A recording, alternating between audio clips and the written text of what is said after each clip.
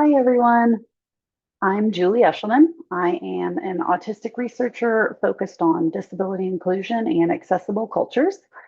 Today, I'm going to talk a little bit about building inclusive cultures. So, when people talk about creating an inclusive culture, it can feel really big and really overwhelming, like, like it will require a committee or a formal strategy or an entire training initiative. And while I think those things may be helpful, here's the truth. Inclusive cultures start with the small choices that we make every day. Um, Inclusion isn't just a policy, it's a practice. It lives in the little moments that shape how people experience a space. Moments like giving someone time to process before expecting a response from them, or asking before offering help instead of assuming that someone needs it, or making sure that meeting agendas go out in advance so that everyone knows what to expect and has time to prepare in the way that works for them.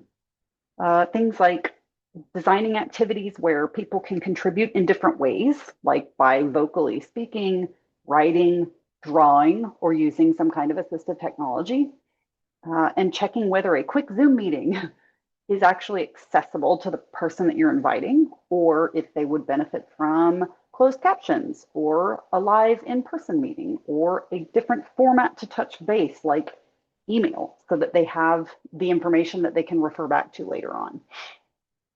So these everyday decisions send a really powerful message. And it is you belong here, your voice matters, you're not just invited, you are included. It's easy to see inclusion as accommodations for a few when you look at it in pieces like that.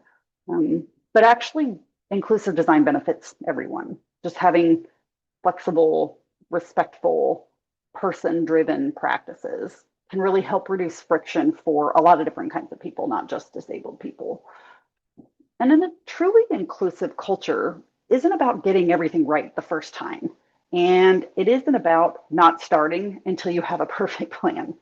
It's about starting with being open and curious and willing to learn and to ask things like, who is not in this room?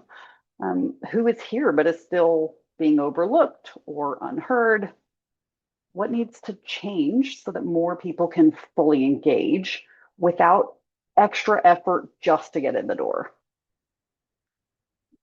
Whether you are in a classroom or on a team or leading a whole organization, inclusion just begins with one choice at a time. Every decision is a chance to shift the culture towards more belonging. So, thank you so much for joining me today. Let's keep building better and more inclusive spaces for everyone. I hope that you'll check out the rest of my series and also watch for the next video on how to be an ally to disabled people. See you soon.